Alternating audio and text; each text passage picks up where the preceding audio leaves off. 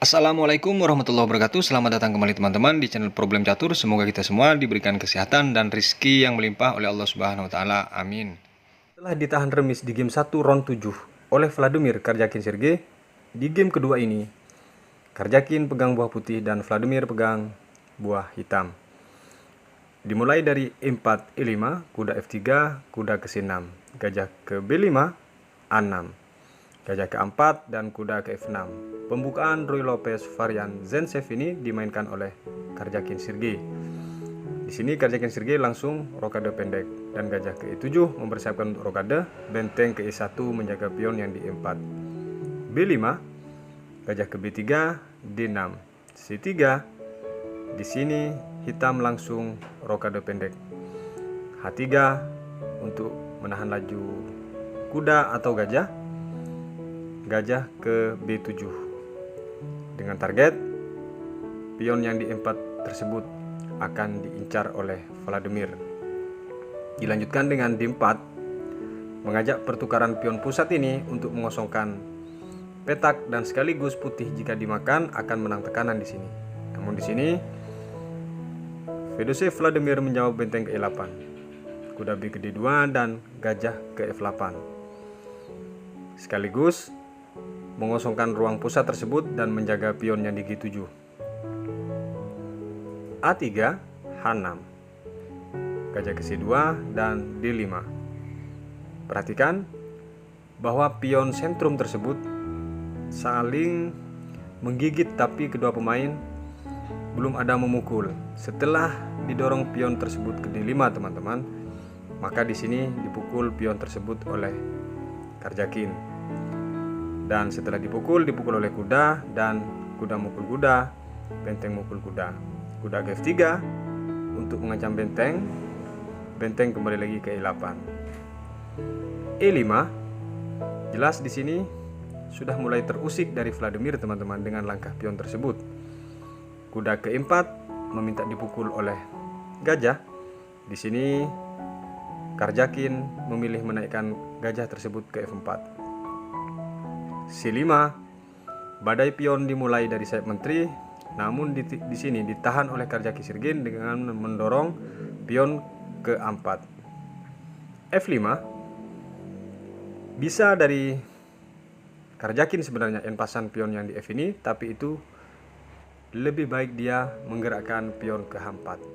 Sudah dihitung dengan segala kalkulasinya bahwa itulah yang terbaik. Gajah ke E7, H5, benteng ke F8 lagi, dan langkah ini sebenarnya bolak-balik yang mana tidak perlu dilakukan seorang Vladimir, apalagi ini menentukan untuk lolos ke final. Dan di sini langsung diajak pertukaran oleh Karjakin dengan dipukul pion yang di B.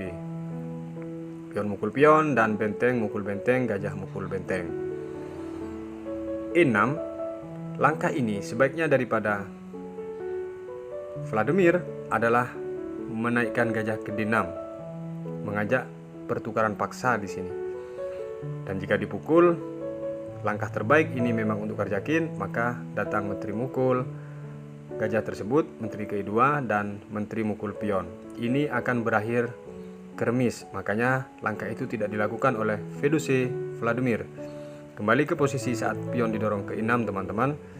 Langkah partai adalah benteng ke E8 lagi. Lagi-lagi langkah bolak-balik ini dilakukan oleh Vladimir. Kuda ke E5 dan gajah ke G5. Mengajak pertukaran paksa dengan tujuan bisa berakhir remis. Tapi di sini langkah Karjakin memilih kuda ke G6. Dan didorong pion tersebut oleh hitam ke D6, ke D4. Sekali D4 dan kuda mukul F2. Langkah kejut tersebut bertujuan terjadi pertukaran dan kuda putih setelah gajah dipukul akan habis juga. Maka di sini teman-teman merupakan langkah paksa oleh Karjakin diterima. Kuda tersebut dipukul oleh raja dan gajah mukul F4. Kuda mukul F4 dan di sini datang menteri cek ke H4. Jelas tujuannya menteri untuk memukul kuda juga di sini, sekaligus mengancam pion yang di G2. Menteri ke G1 lagi dan menteri mukul kuda. D5, bahwa pion di pusat ini susah untuk dibendung promosinya teman-teman. Inilah detik-detik daripada Vladimir Fedoseev menyerah. Di langkah ini teman-teman, jawaban dari hitam, menteri ke G3. Dia masih bermimpi pion tersebut yang di D5 dibuka dan ada ancaman skakmat. Namun sudah diantisipasi oleh Karjakin menaikkan benteng ke E2. Menteri ke G5. Disinilah detik-detik dari Karjakin menyingkirkan Fedoseev Vladimir. Satu langkah ini Vladimir menyerah teman-teman. Kemana langkahnya? Silahkan dianalisa, skip dulu video ini.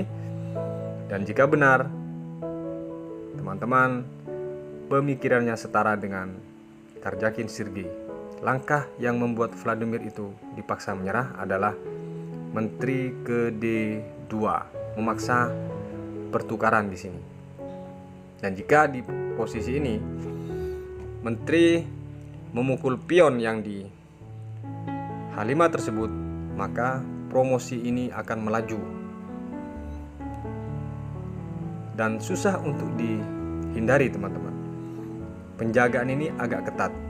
Langkah terbaik paling menaikkan gajah ke C6. Langkah lain, kenapa dia menyerah?